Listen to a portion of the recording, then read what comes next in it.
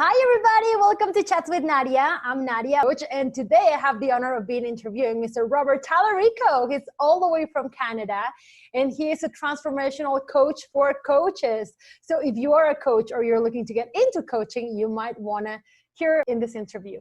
All right, guys, so we're going to get started. And Robert, how are you doing?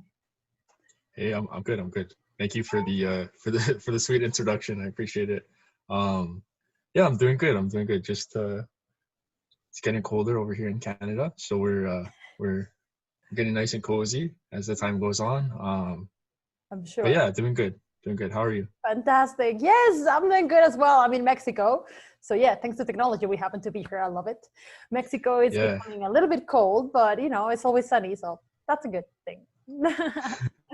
So Robert, let's dive right into it. You are a transformational coach that helps coaches.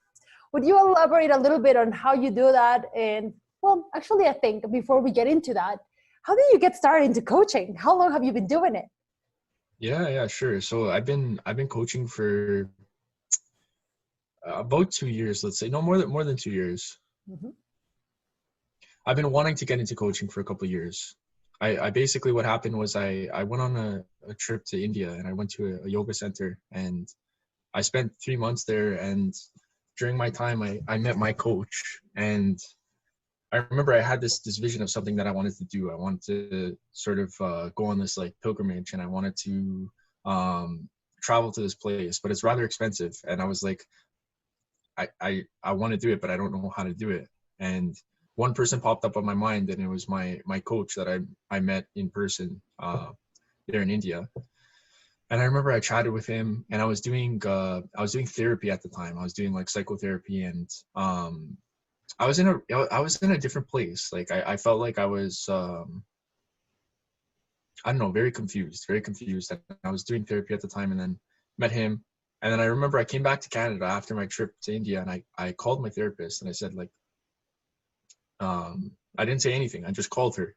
I called her, and she didn't answer. And then I sent her a text message, and she didn't answer as well. So then I took it as like a sign to just message my coach. His name is Kai Jordan. And I don't know, he answered, and we chatted, and I wasn't even doing it to be a coach originally. I sort of like, I knew that I wanted to do what I wanted to do, but I didn't know that I wanted to be a coach. And we chatted for some time, and then after a period of time, like maybe a month or two, I realized, I'm like, okay, wait, I want to be a coach. I really want to do this because this looks so cool. Like, I love the profession. Since a young kid, I've always been chatting with people because, I don't know, naturally, like my friends just felt comfortable with sharing things with me, and people just felt comfortable speaking with me in a deeper way. And I really loved it. So I figured, I was like, okay, let me do this. Like, why not? And that's amazing. What a good story. How fun. And yeah, it sort of developed over that time. And then I was coaching for free for 2 years. And then I remember I went through a training with my coach, and I remember he said to me, he's like, don't you want to get paying clients? And then it hit me. I was like, yeah, I do. Like, I do want to create a profession out of this, and I do want to do this seriously. And that's when, like, literally a week later, I created my first paying client. And it just, I saw that it's not necessarily an external thing that you have to do. Like, I don't have to find a person, but it's more so an internal process of making myself say yes to that possibility of creating a client of the value that I feel is appropriate. Like not like shooting my price up to a point where it's like, okay, I just want to do this, and I want to make all this money, and I want to get rid of all my problems. Not like that, but more of like, okay, I feel really good giving this value to this person. Mm-hmm. And I feel like a big yes to having these clients. And then all of a sudden the clients show up like a week later or 2 weeks later because I'm a yes to it. And it's like an internal like shift in the way that you're showing up. Because if I'm a no, if verbally I'm saying yes, but internally I'm still afraid. I'm like, no, I'm not worthy of charging any money for my coaching, and I'm afraid of doing it, and this and that. Then those things will never come, and it will never actually happen because I have to be a yes to them first. So that sort of was the shift that happened at that point. And then since then, it's been so much fun, because I've been like, okay, how can I expand myself? Like, how can I help people in a deeper way? How can I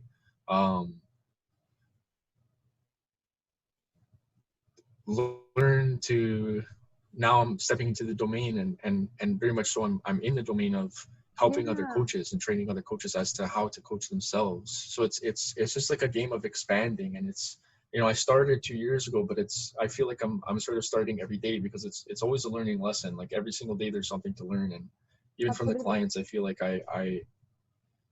they teach you everything that, like, not, they teach you as much as my coach teaches me. Like, just if I'm open and I'm receptive, then I can be everything can be a learning opportunity, let's say.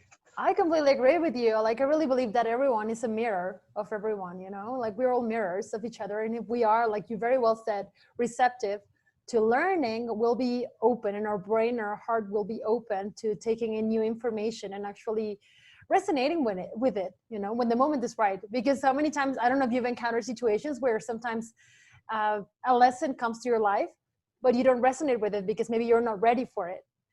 Maybe you're in that path just yet. So it comes to your path, but you're not ready for the lesson. Therefore, you don't even see it as a learning opportunity or as any kind of opportunity, period. So it's really important where we are, not only physically, but mentally, more mentally than physically, I would say, more mentally and emotionally than physically. And that what you were saying about also being mentally and emotionally a yes to the opportunities that life has to offer, I think is super primordial, like very, like it's super basic, you know, is necessary for a person to be successful in life. And not only in coaching business, I think in any business, you have to be ready mentally, emotionally, physically as well. I mean, of course, if you're unhealthy, then there's not much you can do, right? But as long as you're healthy, then you have to just be emotionally and mentally prepared for the opportunity, and then it will just come. It's almost like magic, you know? Yeah, no, that's absolutely the case, because that's sort of what happened with me. Like I made the decision. I remember the thought that I had in my mind. I was working actually at a bank for 3 years. I was working there, and I remember prior to my trip to India, I handed in, or no, sorry, it was after my trip to India. After my trip to India, I handed in my resignation letter to my boss, and I said, you know what, I think like I want to be a coach. Actually, I told her I want to be a coach. And then she asked me questions. She's like, where are you going to get these people? Where are you going to find clients? I remember I told my mom, she's like, are you crazy? That's the craziest thing I've ever heard you say. Like, that's the stupidest decision you could ever make. And like, not because like, it wasn't like in a negative way. It was more of like they have that like self, preservation instinct of like, I want to make sure that my kid is not doing something that's going to like, they're gonna kill themselves one day, or like they're gonna be in a place where, like, you know what I mean, like kids will go and touch a fire, and their parents like, they're there always to protect them. So that's sort of what it was. And absolutely. But at the time I didn't take it like that. Of course, no. And I took it as more of like, I was just going to say that parents are always doing it from a loving perspective. You know, they love us so much, they love their children so much that they're always trying to protect us, and they always want the best for us. But, you know, this is something that I constantly talk about in my interviews, that sometimes parents, they don't mean to harm us, and they don't mean to, you know, create mental boundaries on us, but they do without meaning to. And in the end, we cannot blame them. They're always doing the best they can, and they're just repeating patterns from their parents, you know? So they teach us certain ways of being and certain ways of doing. And sometimes we tell them we're going to do something with our lives, and it's like, no, what are you thinking? That's the stupidest thing I've ever heard. No, you don't jump from a job without having a job. No, don't do it. You know, but I mean, they don't mean it in a bad way. They're just doing the best they can. And they're doing it out of, like you said, like out of protecting their children. They just want us to be down the safe road. They want us to be the best version of ourselves, and also to their parameters, right? To their parameter of expectations. Yeah. And their perception too. It's in the realm of their perception. Because I realized after a long time, I started to realize I'm doing something that's out of their expectations, but also their realm of they don't even believe it's possible, because they've never seen something like that happen. And when they see something like that, they automatically think that, okay, this is like, my son's just gonna get scammed, or my son is gonna like waste all his money, and then he's gonna like, he's not gonna be in a place where he can buy a home one day or something of like that sort. That's sort of what their concern was. Absolutely. And so I bought into that for a period of time. I believed that myself, because I'm like, they're right. Like, what am I gonna do? Maybe my coach is lying to me. Maybe this isn't possible for me. And but one thing was, it felt really, really good to hand in my paper, my resignation letter. Like, I remember when I handed it in, there was this like overwhelming sense of joy and warmth, and I was like, oh my God, like I'm feels doing so good. this. Like, yeah, it was amazing. Would you say that you felt freedom? Yeah, absolutely. It was so strange. It was like, I handed it in, and then like, it was like bliss was washing over me. It was like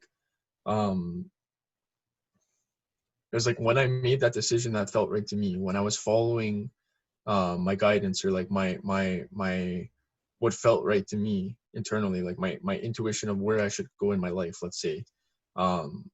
Then there was just an unexplainable feeling that followed that. Like, when I was listening to that sort of that thought of abundance, like that sort of I wasn't listening to the thoughts of lack. I wasn't listening to the thoughts that have a lower vibrational quality. I was listening to the highest possible vibrational quality of thought. And then when that happened, then that's when the feeling came after. So it's like, the thought happened, let me move jobs, let me quit the bank. And then I as I'm writing it out, I'm starting to feel this like warm feeling already. And then I handed it in, and then the feeling followed after the thought. And then long story short, to go forward, I actually asked for my job back, because I got scared. I got really, really scared. And I was thinking like, okay, if I go to the, if I become a coach, if I quit my job, then it's going to result in failure. So I asked for my job back. They graciously gave me my job back. And then a second time around, I tried it again. I handed in my 2-week resignation letter. And then after that, Oops, you did it again. I asked for my job back again the second time, because I got scared again. And then they gave me my job back. So I was working there twice. And like, oh my gosh. It was so bad. You're worse than Brittany. Oops, you did it again. Yeah. Like, that's amazing though. And they kept giving you your job back. You must have been really good at that bank. I was pretty good. I trained quite a bit of people. But towards the end, I really slipped off the ball, because like, I didn't want to be there. I really didn't want to be there. Yeah. And I felt like I had to be there, because if I wasn't there, I was going to fail, or I was going to let people down. Like, I was afraid like that I was going to let my grandparents down and all these people. But these were just my thoughts, because like, they're not let down. They love me for who I am. And it's not about what I'm doing that lets a person down. It's about like, I don't know. Like, I don't think there's a way that I can let my family down. Like, no matter what somebody does. Your family will always love you, I feel. I mean, absolutely. Especially like a grandmother or something. Like, yeah, you'll always be the grandkid. So sweet. Love it. You're the baby forever. But let me touch on this. So I asked for my job back again the second time, and then like, I thought to myself, I was like, I remember I was in my garage, and I was playing guitar, and I remember this, like, I just was singing. I was sort of singing on an improv way, like it was just sort of a random. I was just singing whatever, like it's not even English, just like singing whatever feels good, just going with the flow. Okay, cool. and okay, like just gibberish, let's say, like. If somebody saw me, they would have thought I was crazy for sure. But it's like, oh, who's that crazy guy? What is he doing? What is he saying over there? What? Making up songs as he goes and plays the guitar. And that turned you into the amazing coach that you are today. Yes, because the next lyric that exited my mouth was "quit the bank," and I was like, wow. Okay. I don't know where that came from, but it that's felt just so your right higher self. Yeah, that's just your higher self, using you as a vessel to remind you of what you need to be doing. Quit the bank. Yeah, It just like came, like you just manifested it. That's so cool.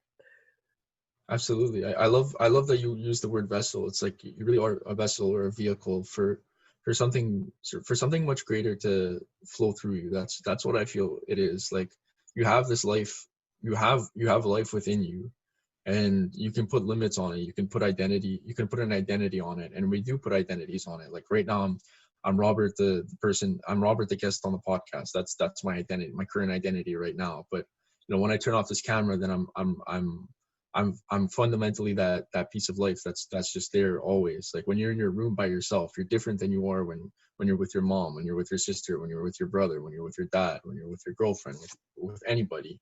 Yeah. And maybe sometimes you're able to let those identities go, but it's like those identities serve a fundamental purpose in society. And it's not that they're bad, but if you keep them on, if you don't know how to take them off, then it's like you're no longer a vessel for the life to find its expression into whatever it is that it wants to do. It's more of like a rigid process that's like you're stuck acting a certain way. You're acting a certain character in every situation, which isn't appropriate, because there's a different character that's necessary per situation.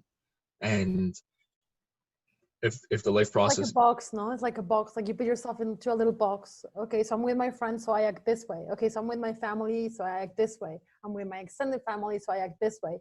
And in the end, I feel like in the essence of each human being, like we are all the same. We're all life, like you very wisely said. We're all life. We're just an extension of this. Well, we're manifested in a physical body, but in the end, we are. What are we? Energy. We really are just energy. We're a vessel for energy, right? the same life force, just finding different expressions. And Yeah. if you allow it to find that expression, then it's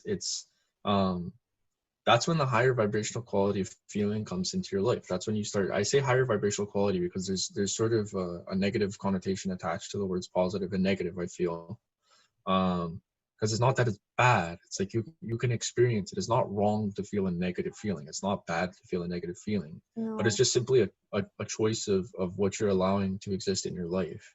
Like if I say no to things, anything else that isn't that, then naturally, like it's like there's like a buoyancy that happens. Like you're going to expand into a much higher possibility, and the feelings that come with that are just like I'm Italian, so I'm gonna do this. Just like that's how it feels. It's like amazing. Like the feelings are so good, and it's like not something that you would want to trade for anything else. Like those lower vibrational qualities, those patterns, those habits, those thoughts that you're habitually like lingering in sometimes, it's not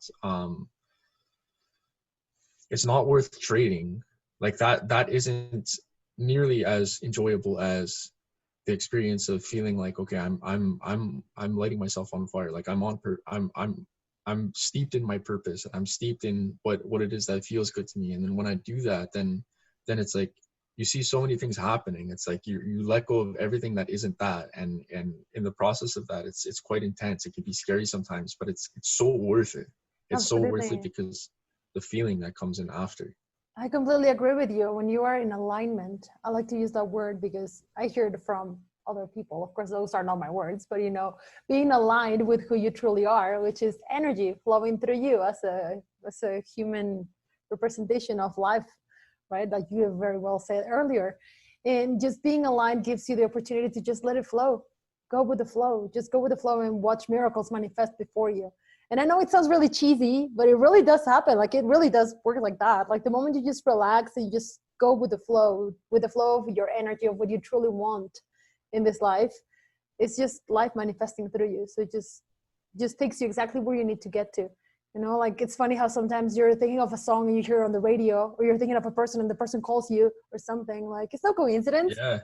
It's just manifestation. Absolutely. I was meditating the other day, and I always put my phone on airplane mode when I'm doing my meditation. And I remember I had this thought that popped up in my head of this one person that I hadn't spoke with, that I spoke with maybe a couple weeks back. And he shared his experience of something he was going through, and we just hadn't chatted in 2 to 3 weeks. And then I remember his name popped up in the middle of my meditation, and then you know, I finished my meditation, I took my phone off airplane mode, and then boom, his name is on my phone. He sent me a message like at that time. So it's certain things happen Love like it. that. It's so cool. It's almost Yeah. scary. It's almost scary, but it's amazing. I think those are signs that you are vibrating high, that you're really allowing yourself to just feel those emotions and those, I guess you're understanding your feelings and how to move forward with them, how to help them help you, you know? Yeah. Well, so to speak on that, like when I decided the third time that I was going to quit the bank after this song came out, it maybe I'll release the song in the future. We'll see. But Is it the other version of Britney's "Oops, I Did It Again"? yes, it will be the much more popular version. I promise. Much more catchy, much more inspiring, much more And with a inspiring. guitar. Yes. Oops, I did it again. Of Sorry, course, keep of going, course. keep going. No, it's okay. It's okay. Like, so I made the decision. I was like, okay, I'm gonna do this, and I printed it out. And I remember this time around, I didn't tell anybody except my sister. I told my sister, but when I told her, I told her in such a way that I was like, I know that I'm certain that I'm gonna do this. So there's nothing that anyone can say that's gonna convince me otherwise. And I'm not saying it to be rude. I'm just telling you what I'm doing. I'm just letting you know where I went, because I was leaving the house and like she was probably curious where I was going. So I was like, this is what I'm doing. I just wanted to tell her that I'm going out and doing this. And then she's like, are you sure? Are you sure? And I was like, I was so sure at that point. I was like, you know what? Like, I don't know where life is going to take me, but I made the decision. I was like, you know what? I'm going to trust the unknown, because like, I really don't know what's out there anyways. And I'm not really happy with the experience that I have right now. So I might as well just trust the unknown and see where it takes me.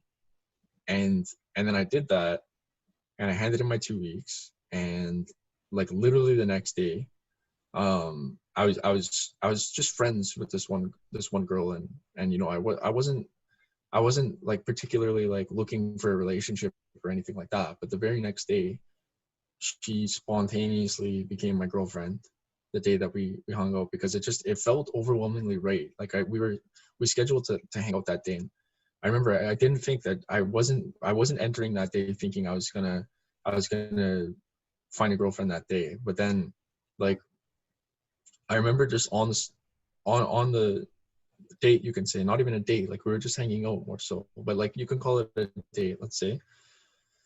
It felt overwhelmingly right. And then, you know, it didn't make sense to me, because I had these plans. I had these like these cooked up plans in my mind that, okay, I'm going to go to India for a couple years, and I'm gonna just go to an ashram, and I'm gonna be like super hardcore about everything that I'm doing. Like I was sleeping on the floor for almost a year, because I went to this yoga center, and they sleep on the floor there, and they're very hardcore. They wake up at 5:30. They do like 3-4 hours of yoga, and then they volunteer all day, and then like you go to sleep at 9 o'clock, and you do the same thing the next day, and you get woken up by people with drums. Like they come and walk with drums, and they wake you up like that. Wow. And I had this idea in my head that I had to do that at my home for me to be spiritual, or for me to be successful, or for me to enjoy my life. I had to like fit my life into that box, like doing like, and I still do like anywhere from 2 to 4 hours of yoga per day. And I was just like very, very hardcore with everything that I was doing, sleeping on the floor, sometimes sleeping on the couch, because you know, sleeping on the floor isn't the most enjoyable experience. But then even that was starting problems, because my mom was saying like, you know, if you want a bed, get a bed in your room, like don't sleep on the couch. And basically like, that day it just so happened that I started dating her, and I remember it just felt overwhelmingly right. Like I said, sorry, I had these plans of going to India and doing all these things, but then this came up in my field of awareness, and it was like, you know what? Yes. Like I said I was gonna trust the unknown, and I don't know what I want to do next, so I'm just gonna trust whatever comes to me. And she popped up in my life one day after I made that decision, and like since then it's been such a process of allowing myself to forgive myself for this is another thing that sort of I like to touch on, besides like I know she introduced Nadia introduced me as a coach trainer, but it's more of like I am a coach trainer, that's what I do, but I love to touch on other things as well, such as like for instance, like men feeling emotional, like men crying, and men being human, and not just like living up to some sort of unrealistic expectation or standard of society. Like it that's sort of how I was living. Like I wouldn't cry.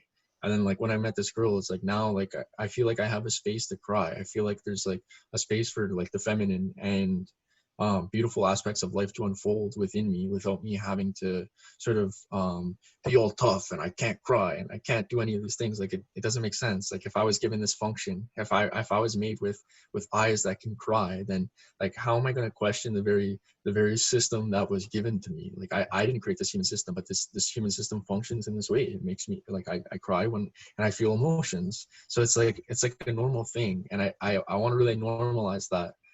But that's sort of another whole thing. But what I'm saying is like these things started to unfold within me after I made the decision to trust the unknown. So it's like my girlfriend showed up, and then even I signed 2 clients. Like I only had 1 client prior to this. I signed 2 more clients. So I had 3 clients the day after I made that decision. And it's like, it's unfolded in such a way that it's like, okay, just a couple months down the road, it's like 6 clients show up, and it's like I decided to take a training, and I decided to sign like a year-long contract with my coach that, you know, I couldn't necessarily afford. But now it's like I'm seeing that things are starting to appear and things are starting to happen in such a fantastic way that I couldn't actually like plan for. Like my idea of what I wanted life to be is so much different than the way that life actually is.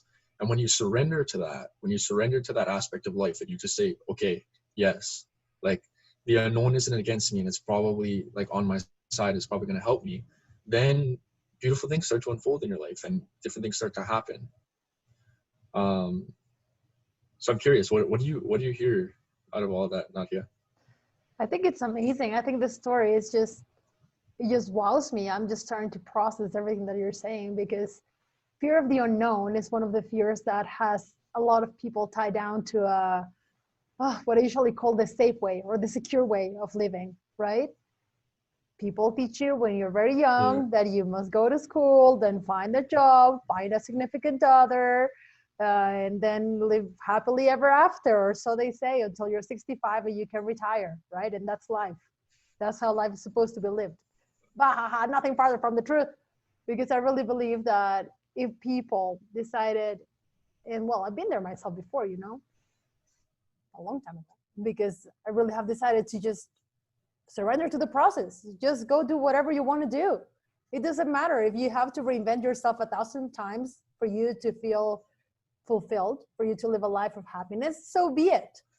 You know, like in my journey, I've gone through many different, I guess, stages. Like before being a coach, I was a host on board a cruise ship. Before that, I was a model. Before that, I was living in Paris. Before that, I was living in Playa del Carmen. Before that, I was studying in the US, and I was playing tennis. Like I've done all these different things with my life.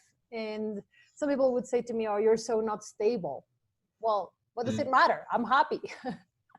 And I've been successful at every single one of the things that I've pursued. So why wouldn't you pursue something that you truly love because of fear of the unknown, right? So you let that fear control you, and you don't want to explore. You don't want to surrender to the process of what would happen if you decided to just go for it. So I think it's amazing what you've done. You know, I don't know if you beat the fear or just said, okay, I still have the fear of the unknown, but I'm just going to do it. I'm just going to surrender to the process, you know? Yeah, that's it. There's a quote that I know that my coach told me about. I'm not even sure who the quote's from. But it's like, fear is wetting your pants, and courage or fearlessness is doing what you want to do with wet pants. Yeah, so be it. You just freaking do it. Like you don't need to I remember he said that to me before I created my first client. I remember he said that to me. It's like, you can still do what you want to do even if you're afraid. Like it doesn't mean that you can't do it. And that hit me so hard, because I'm like, it actually doesn't stop me. It's like a hologram. It's like something that's there. Yes, I feel the fear, but I can still choose to move forward beyond the screen of fear that's there. Like it doesn't mean that I can't do what I want to do. It's just for whatever reason it's there. You just embrace it. Honestly, it's a good sign sometimes. Like it's a good sign that you're maybe heading in the right direction. Yeah. And you know, there's always, just to touch on what you said about like how you said people called you what was the word that they said? Unstable, like not very stable. Unstable. Yeah. Yeah. Well, yeah. You know, There will so always, you're gonna always ruffle some feathers. My coach said this, and it made me laugh. Because he's from Australia. Like I have two coaches. There's one, he's from Australia, one is from Bali. The one from Australia, his name is Chris Jackson. He has like typical like Australian accent. And he said to me, he's like, yeah, you're gonna ruffle some feathers. And the way he said it made me laugh so hard, because I'm like, you know what, he's so right. Like I wouldn't have depicted it in that way, but I love it so much, because like you're always gonna have people that are against you. You're always gonna have people that are looking at you in such a way that they think that there's something wrong with what you're doing, or they have some sort of opinion. Like there's always going to be people employed at the opinion factory, and they're going to be there, and they're going to be manufacturing opinions about you all day long. But it doesn't matter, because you can still do what it is that you want to do regardless of the opinions that other people have. And they're not even actually based in truth, because like fundamentally, I know what's deep within me. I know what feels good. So my guidance at the time was, I'm going to quit the bank and I'm going to become a coach. Yeah. And when I told that to anybody external from me, besides like maybe my coach who believed in me to do it, everybody else thought I was crazy. Everybody else thought like, how the hell are you going to do it? Like you there's no way you're going to do it. And then when I did it, now I'm here sitting in my basement and I'm coaching from home, and I'm able to like not work at all besides my coaching and have it as like a full-time thing. And you know, I'm 22 years old, so I'm still like pretty early on in the journey. And it's just, it doesn't matter what age you are, it doesn't matter where you are in your life. It's just, if you follow that sort of calling, if you follow that thing that feels right within you, then it's not against you. It's not there to sabotage you or anything of that sort. And maybe that's the fear, maybe that's the preconception, and that's sort of what I thought as well. But as I follow it more and more, I'm starting to see that like I'm really just, I'm guided, and I have this deeper intelligence within me, and so does everybody else in the entire existence, that is bringing them forward towards what it is that they want to do. And if you allow it to find expression, if you just allow it, if you create the space, if you allow it the space to just find expression, and you say no to the things that are restricting that expression and the things that are keeping you in that box that we spoke about before, then naturally it'll find its expression. And from there, it'll bring you into the places and the situations that you need for you to craft what it is that you want to craft, what you want to create. And it doesn't always look like what you want it to be.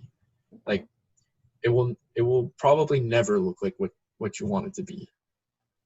You probably won't. But that's the beautiful part. That's the beautiful part, because it's gonna be better than what you think. Because what you think is actually just a limited box. Yeah, it's like a window, like a small window of what you think it actually is. And then when it manifests before you, it's like, this is so much bigger than what I was expecting. You know, I couldn't even grasp these ideas in my head, you know, what is manifesting before me is so much better than what I had. It's just a small, like you said, the window's perfect. It's just a small like snapshot.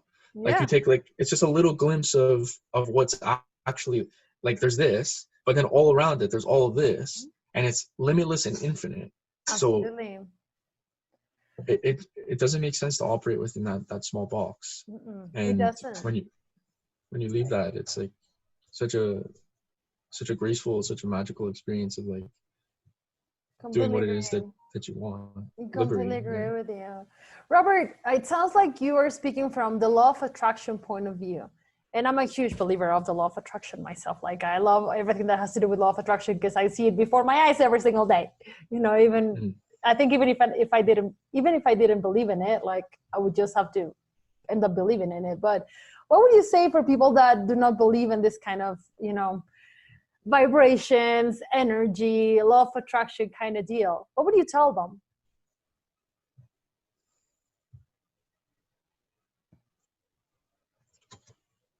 I stopped trying to convince people that don't believe. And I actually stopped like putting myself into situations where if somebody is committed to disagreeing with me, then I see it almost as a form of abuse towards myself. Like I'm allowing myself to be abused in a conversation because like I'm aware that maybe there's something that I'm perceiving or I'm experiencing that they're maybe not experiencing. And it's not to say better or worse, it's just maybe it's not necessarily in their experience. But I actually choose not to enter those situations anymore, because like it's a short, brief life, and there's only time to there's time to do whatever you want. You could do whatever you want. You can invest the time however which way you would like.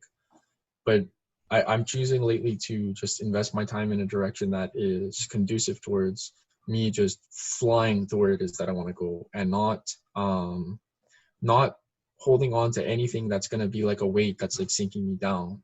And everybody goes through their own process. So it's like, if some people are free to believe whatever they want. And I know that this sort of, not necessarily belief, but experience, this very real experience for me, is something that is propelling my life in a way that I could never imagine, into a direction that I never knew I was going, and feeling feelings that I never knew I could feel.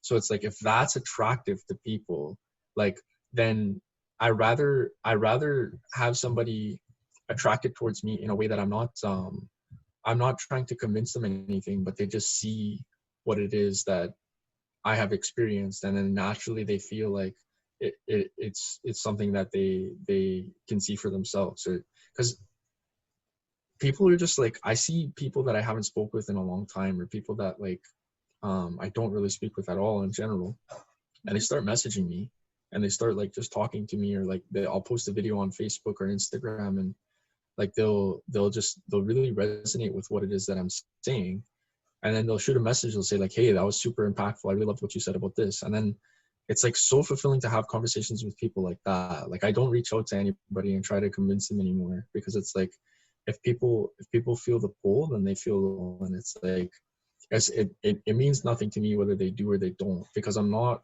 here to convince anybody. Yeah, it's never about convincing people. It's just more, I find in my experience, it's about just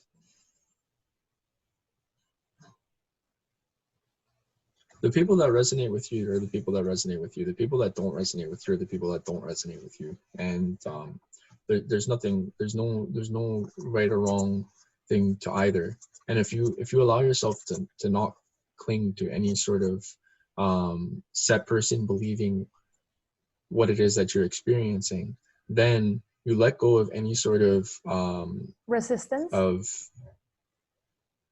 any sort of resistance, but any sort of thing that you're locking in. So it's like, if this individual that I really want to know this, it just isn't resonating with it, isn't feeling vibe, or whatever word you want to say for it, then that's totally cool. Like, if it means them sort of going into a different direction, then that's great, because I know that the people that are gonna resonate with my message will come in my direction, and it'll be like a community or a tribe of people where it's like, I know I'm connected to these people. I know that these are my people, and like I have no attachment to, like, even if maybe you're really close to somebody and then all of a sudden they leave. Like, for instance, like, I'm gonna bring up a story, and it's a religious story, but it's not about, I'm not speaking about religion here. I'm speaking about resonance. And this is just an example. Witness? Sorry, Jehovah's Witness? No, I promise. Just messing with you. Go ahead. I don't want you to believe anything that I'm saying. Go for it. So, like, for instance, like, taking like whether you believe this happened or not, if you just take it as a story, let's just say it as a story per se, like, but Jesus and like, see, I'm actually not even versed to the point where I know the person that betrayed him, but there was one disciple that betrayed him. I don't even know his name. And I'm Christian. This is what I mean. I'm not a religious person at all. I just know that this story happened. And because I was a huge disbeliever as a kid, and I'm not necessarily a believer or a disbeliever. I'm just open to following my guidance. That's what I'm saying. I'm open to feeling what feels right to me.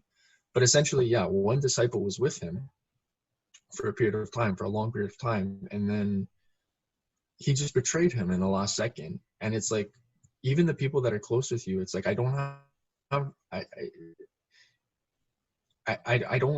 need to have any sort of attachment to anybody that's close with me, because I know that the people that will stay are the people that will stay, and the people that go are the people that go. It's like, I used to beg for people to stay in my life, and I used to beg for things to happen in a certain way that I wanted to happen, that I wanted them to happen. Like, but now I'm sort of in a stage where I'm just like, okay, I'm going to walk in this direction, and whoever wants to walk with me in this direction can walk with me in this direction.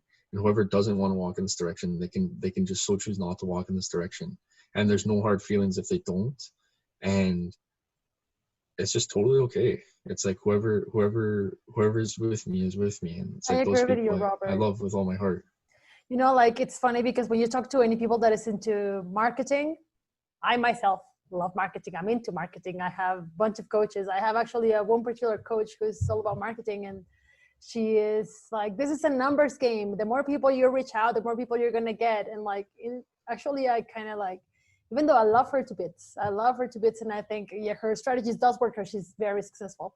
However, I do believe that the people that will resonate with you will come almost naturally, almost unforcedly, almost like you don't even have to like pressure them to get on a phone call with you and try to convince them that you're the coach for them, or like try to convince yourself that they're the coachee for you, you know, just because they will maybe bring on some financial stability to your life. Like, no, people that will resonate with you will just fit into that particular, I don't know, will just be like a puzzle piece. Like, well, my hands kind of really like a puzzle piece, but you know what I mean, you know, and yeah, I think it just flows. Like, people that are meant to be in your path, they will be, regardless of doing 1,000 phone calls a day or no phone calls a day. Like, they would just kind of like find you. You kind of like will just find each other. And I think this is very important for coaches to know, because you start getting into the nitty gritty of business and marketing, and they all tell you, okay, here's the script, here's what you're going to say in the phone call, and here's how you're going to touch their pain points, so they're convinced that you're the one that will help them, and then they will say yes immediately to your program, and you'll have sales like this.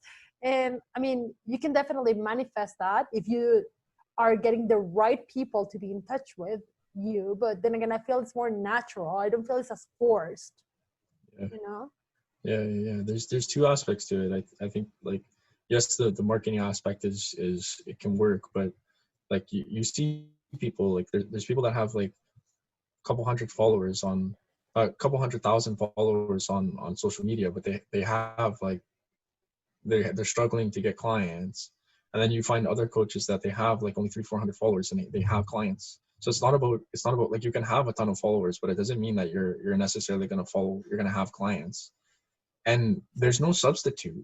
There's really no substitute to the organic sort of sharing, the organic resonance that happens over time. Like, when somebody just feels right with you, like they're bound to be a yes, because it just feels right, and you're bound to be a yes with them, because it's just like a perfect, like you said, it's like a perfect puzzle piece. Yeah, perfect match. It's such a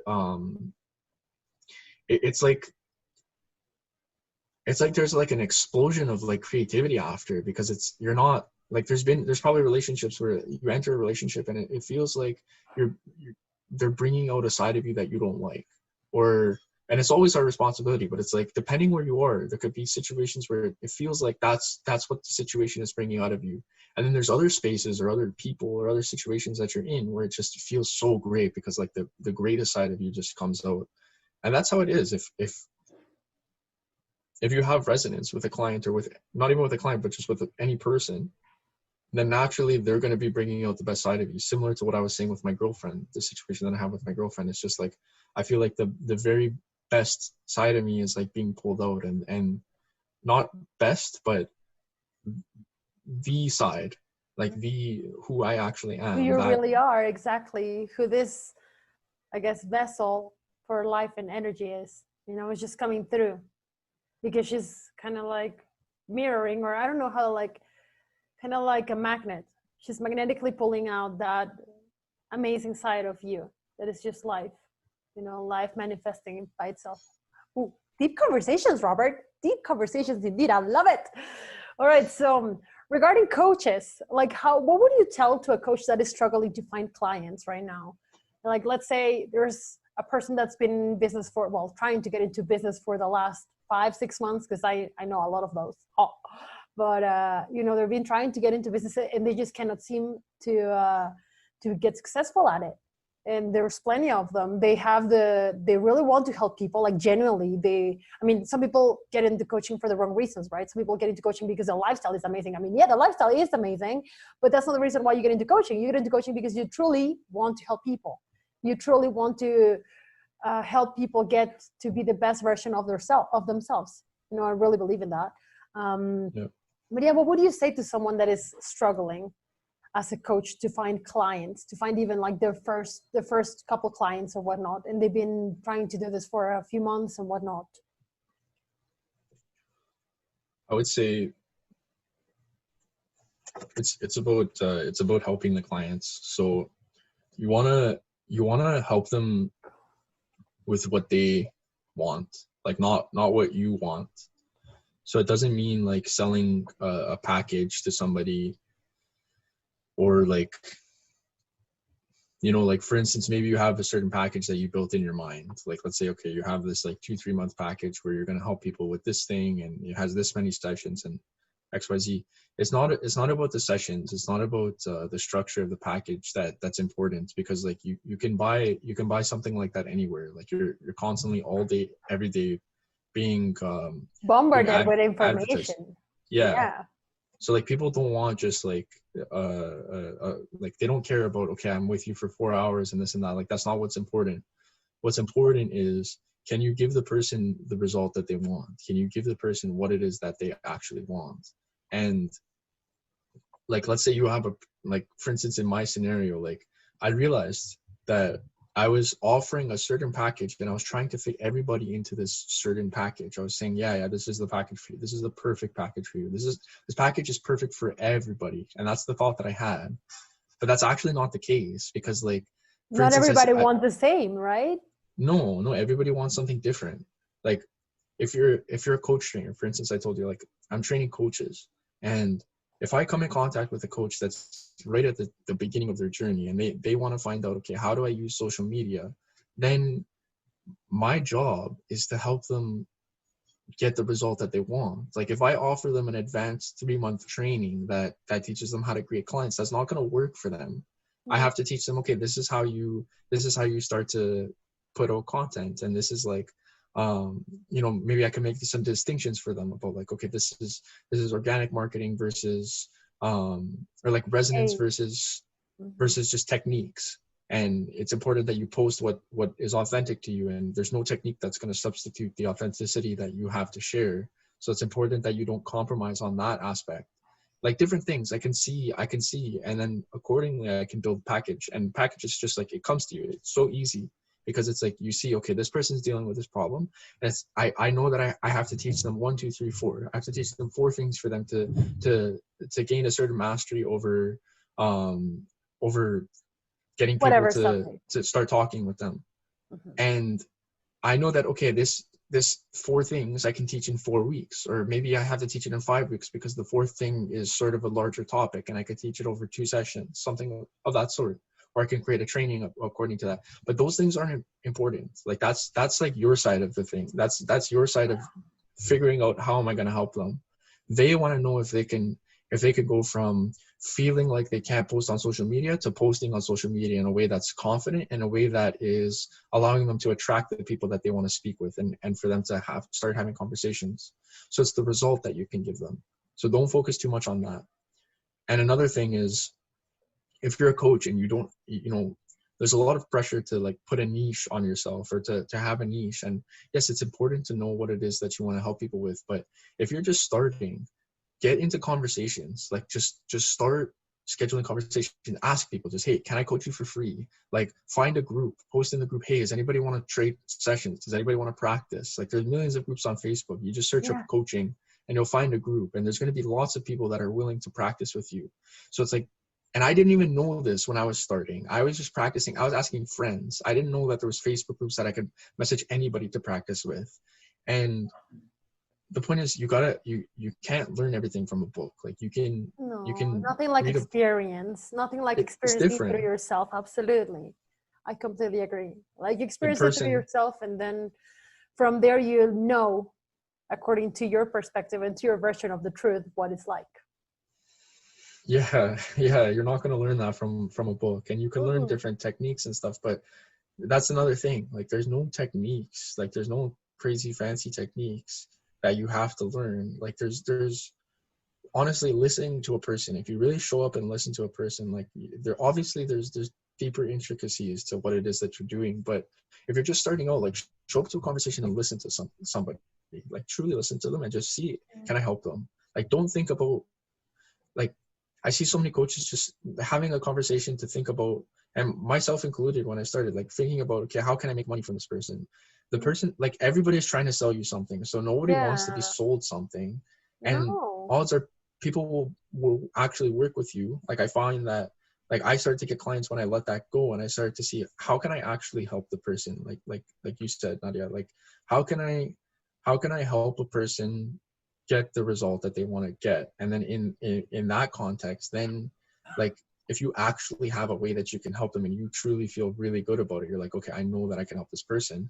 Then, like, you know, you don't have to feel shaky about offering a price. You don't have to feel shaky about creating a client, because you know that you can help this with them, and you can price it accordingly. You price what feels good to you. You don't have to price a crazy high price just because you want to make a paycheck, because it's not. You're working with people, and they know that.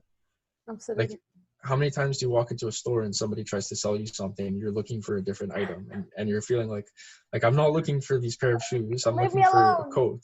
Just get out of here. Go, please. Exactly. Here, my coaching program. Learn more about yourself. Like, I don't care. I already know myself. I've taken that course many times. Now I want to know how to do social media. Freaking show me. Yes. You know? Yes. Absolutely. Okay. Let me ask you something. Did you ever come across money blocks?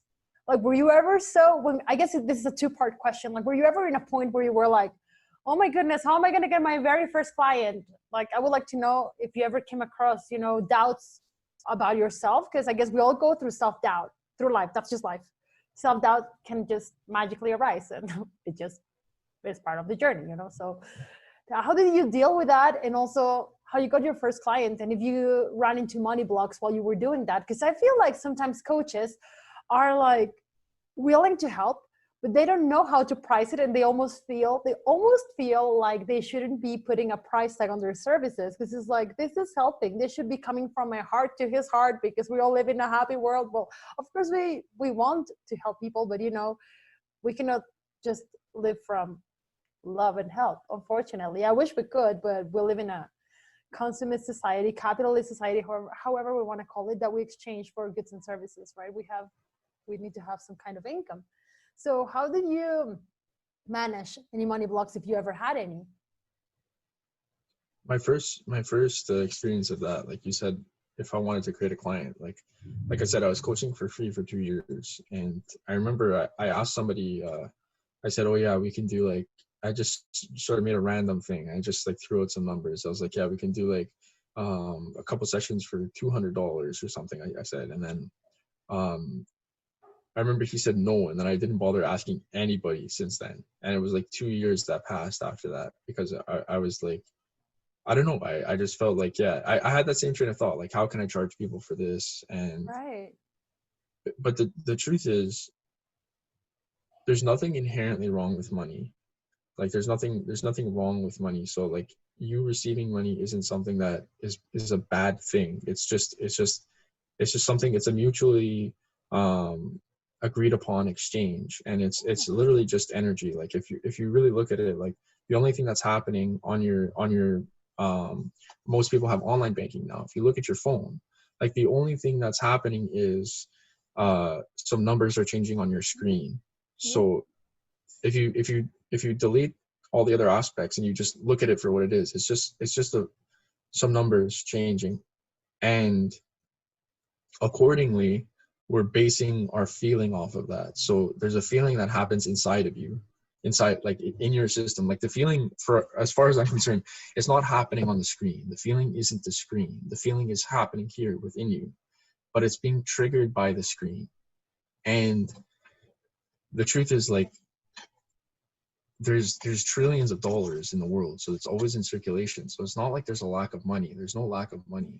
But if you think there's a lack of money, then your thoughts, the thoughts, and in turn the emotions, if you have a negative emotion towards money, then naturally money is going to stay away. Because, like, it's like a relationship. Like, if you have an abusive relationship of some sort, where you're feeling like, okay, I hate this person, like, I don't want to see this person, that person's not going to want to be around you if you hate them. Like, people can sense if you hate them, or if you're angry at them all the time. They're not going to want to be around you, because nobody likes the experience of being yelled at or used. And money is like that. Money is like an innocent little kid, and it's like, it just wants to play. It just wants to be friends.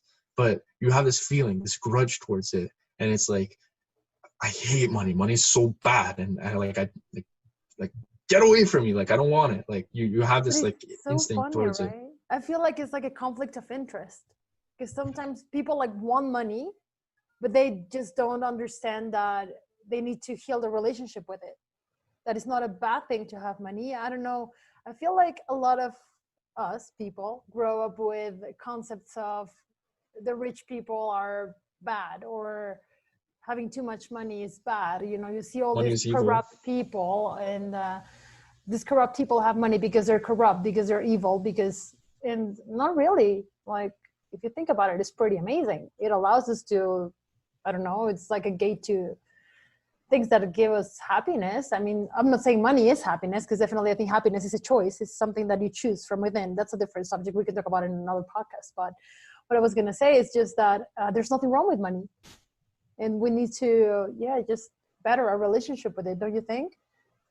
It's just a higher state of consciousness. Like, it's just, if you just say no to what experience you have right now, because you don't want to have that experience of having a lack of money, if you just say no, then naturally your consciousness will rise, your thoughts will rise, your feelings will rise, and they'll take on a higher quality. And soon you'll see that you'll literally be on fire. Like, you'll be able to create what it is that you want to create, simply just from saying no to what it is that you don't want, because you're not settling anymore. Like, somewhere deep down, if you're struggling with money, you probably believe that you should be struggling with money, or that there's a logical good reason for you to be struggling with money. But it doesn't have to be like that. Like, if you say no within yourself, if you fundamentally say no first here to anything that you don't want anymore, then naturally you're going to look towards the way to change it. You're going to look towards the way to expand, and it can happen faster than you think. Like, there's this connotation that it's going to take a long time, but for me, it's like I told you, I quit the bank, and then my coaching journey from there, I created $3,000 of income within 17 days for myself. And I was working like literally, like, I was making like maybe $600 every 2 weeks, depending on the hours that I worked at the bank.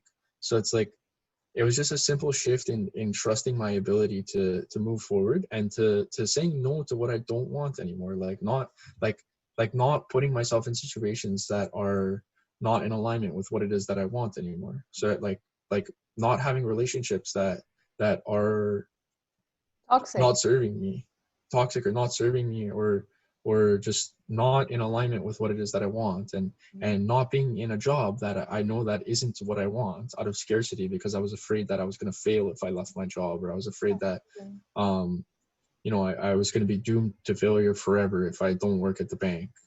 And like, it's just a matter of asking.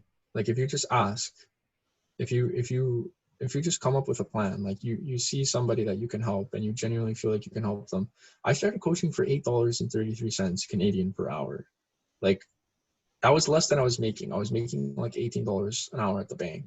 And I started at $8.33. And I was just like, you know what? Like I want to coach someone. And I was so happy. I mean, I charged $50 for 6 sessions.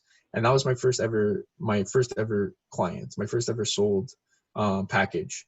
And it really, I don't know, it exhilarated me, and it empowered me. And I felt like so, I remember I went for a bike ride after that, and I felt like I was experiencing life in a different way. And it's not because money changes your experience of life, but it's saying yes to life, which changes your experience of life. And fundamentally, if you say yes to life, like, money is just an agreed upon thing. Like I said, like a paper bill. If I bring a paper bill to a horse, and I bring a carrot in the other hand, he's going to take the carrot. He's not going to take the paper bill, because the carrot is what is important to him. So money existentially has no value. It's just a piece of paper, but we assign a value to it. And that's based off of the energy that I'm putting in. So if I put in $100 worth of energy to fix this person's problem, then it's going to just feel right. It's like there's a bar and there's a meter, and like, let's say there's different prices here, and this person has this problem, and maybe I feel like, okay, I need to put this much energy to fix their problem. Then I have no problem saying $100, $200, $300, whatever it is for that person's problem, because I'm putting in the necessary energy. So I'm valuing my time. I'm valuing the energy that I'm putting into it. And in turn, they're going to value it more. Like your second question was, how do I charge people if I'm helping them? Well, the funny thing is that right now we live in a very consumer-based society, and if I give something for free to somebody, they're not going to value it. They don't. They just you'll throw it in the trash in a couple of days, because it's just like, okay, whatever. And I tried coaching for free. I was giving people like, hey, let's coach for free. I'll give you a 6 week like not even trial, I would say. I'll just say, like, let's spend the next 6 weeks together. We could dive in. After 2-3 weeks, they wanted to quit, because they're like, oh, I gotta show up to this damn call again. Oh, can you believe that? That's crazy. It's like, it's so much value, but it's exactly what you're saying. Like, if people don't see it, you know, they just treat it as meaningless, as there's no value, there's no worth in it. So yeah. If someone pays more, like if you pay $500, $600 for something, $1,000 for something, like let's say I buy a new computer. Right now, computers are pretty expensive. You spend $1,000 on a computer, like you're gonna treat it very nice. Like you're going to like maybe probably buy a case, or like you're gonna keep it in a place where there's no water nearby, and you're gonna make sure that it stays in the way that it should stay, because you spent that money on it.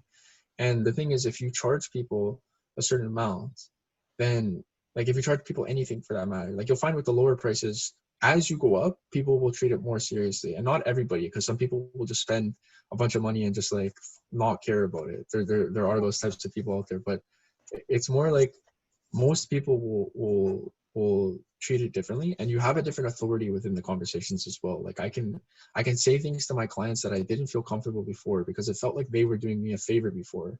Now it's like, okay, I'm helping them. Like I'm choosing to work with them, and I'm choosing to help them on their project, because I see something for them. And if a client shows up late or something, I can say, hey, look, like, you know, I see this has happened 2-3 weeks in a row, and it's like, you know, you're paying for this. Like I'm here anyways. I'm ready for the call on time, but you're shortchanging yourself. And you could point things out to people that you wouldn't be able to point it out otherwise. Because if someone's showing up for free to help me get practice, and I'm not saying practice is bad, everybody starts in that place, but if I'm asking somebody to help me get some practice, then if they show up 5 minutes late, I can't say to them, you know, like I can't speak on that, because like they're doing me a favor. And the thing is, you want to change the way that you're positioned. That's really important.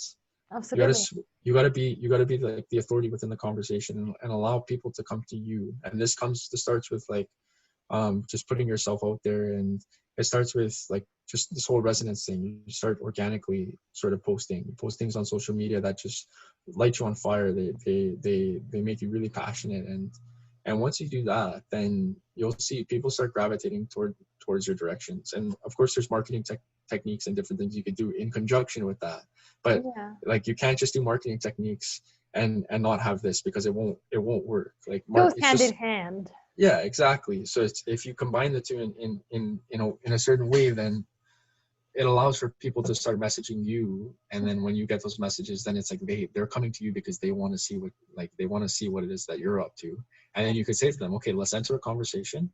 And you enter a conversation, and you don't even have any expectations of selling something to them, because you just want to see, can I actually help this person, and do I want to help this person? And you could say no. To the things. Absolutely. That's where real power comes. Exactly. I was just gonna say that is so powerful when you understand your worth as a person that is helping another person. You know, it's not like they're doing you a favor for hiring you. Like it's mutual. Like you're working together. It's hand in hand. It's not me doing them a favor for helping them, or them doing me a favor for paying me to help them. You know, like no, it's just equal like you go hand in hand, and in the end you decide to work together and jump in the venture together. Because like you very well said, like you can say no. You know, if I have a person that I, from the beginning, from our very first conversation, I just noticed that there's huge differences in the way of thinking. I mean, we can be friends and definitely can grow from each other's perspectives, but in terms of coaching, it's probably not going to go well. Like, for example, what you were saying about the law of attraction, I don't know if you would be willing to work with somebody that doesn't really believe in the way you believe, that doesn't really resonate with you, even though they come with you, they're like, please help me, I know you can help me because everybody tells me that you're amazing, but I just don't believe in really much of what you're saying, but I know you can help me because people are telling me that you can help me. Maybe that at that moment you wouldn't even think of considering them to be a potential client. Well, if they're willing, it's a different story. Like if they're like because I don't care if somebody believes in the same thing as me or not. It's just more so like if they're committed to misunderstanding me, if they're committed to constantly just like berating what you have to say because they're like, yeah, it's stupid and it doesn't exist, then I would rather not surround myself with that type of presence or that sort of not surround myself with that sort of company, because it's like but if there's a person that doesn't necessarily see eye to eye with me, like it's not that I have to convince them, but it's like if they're willing to expand their mind and they're willing to open, then it's like I love working with those people. Like that's amazing, because it's like people are open to the possible. They see, that's what I mean. Like you start getting people that maybe they don't know what it is that you're thinking, or maybe they don't know the way that you're approaching things, but they see what it is that you're doing and they resonate with what it is that you're doing. And those are the people that I like to help, because they're fun. They're really fun to work with, because they're open and they're like, okay, you know what, let's try this. And they're not so rigid in their thought structure. So yes, exactly. As long as, you know, people are open to work from both sides, right? You got to be open and they got to be open, and everyone has to be open to just create amazing results, because otherwise you won't be able to help them no matter how much you want to help them. If they're not open or you're not open, you won't be able to help each other. Like there has to be this channel of just energy flowing, I think. Yeah. Yes. See, Robert, very good. All right. Well, wow, look at that. We've been speaking for about an hour or so, which is amazing. So quick. Yeah, it really does go by quick. So just to finish this off, I was just wondering if you have 3 things that you would like to leave the audience and whoever watches this lovely interview a little bit later on. Yeah. When you say that, do you mean like let's go fast forward in time.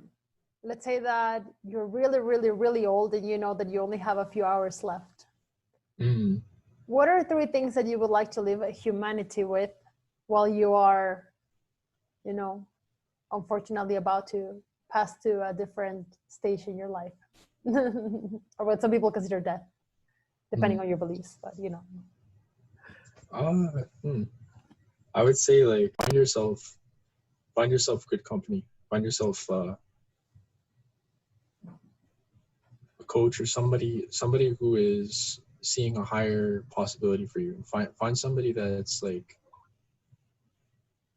not gonna let you live small, not gonna let you play small, and they see a possibility for you. Because for me, that was the most empowering thing. I think the most empowering decision that I've ever made in my life, which was, you know, follow my dreams.